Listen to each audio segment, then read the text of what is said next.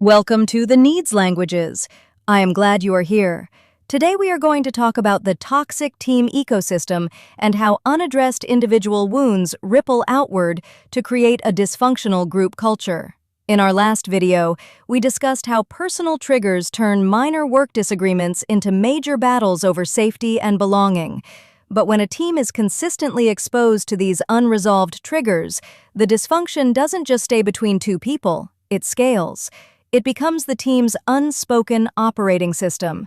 Individual survival strategies turn into collective habits, and that is how toxicity becomes systemic. When we don't have a good support system outside of work to process our wounds, we bring that deficit into our teams. This manifests in very predictable, destructive patterns. For example, a team member with a deep-seated fear of failure might begin hoarding information or gatekeeping tasks to ensure they remain indispensable.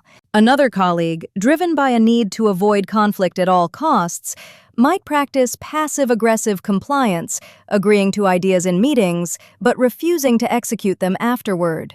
When leadership doesn't recognize these behaviors as symptoms of unmet needs, they often try to fix the team with surface-level solutions like team-building exercises or generic communication workshops. But you cannot cure a systemic ecosystem issue with a Band-Aid. The unaddressed wounds continue to drive hypervigilance, silos, and low psychological safety. The team stops collaborating and starts navigating around each other's landmines just to get through the day. So, how do we shift the ecosystem? We have to change the diagnostic lens.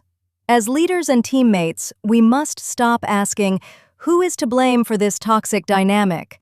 Instead ask, "What unmet need is this behavior trying to protect?" By introducing a shared framework like the needs languages, we give teams a non-threatening vocabulary to discuss their boundaries and professional requirements without forcing anyone to expose their personal history. This is the fourth part of our 6-part series. Remember to like, share, and subscribe. And for more information, visit our website, theneedslanguages.com. I'll see you in the next video, where we'll talk about how to set healthy professional boundaries without building emotional walls.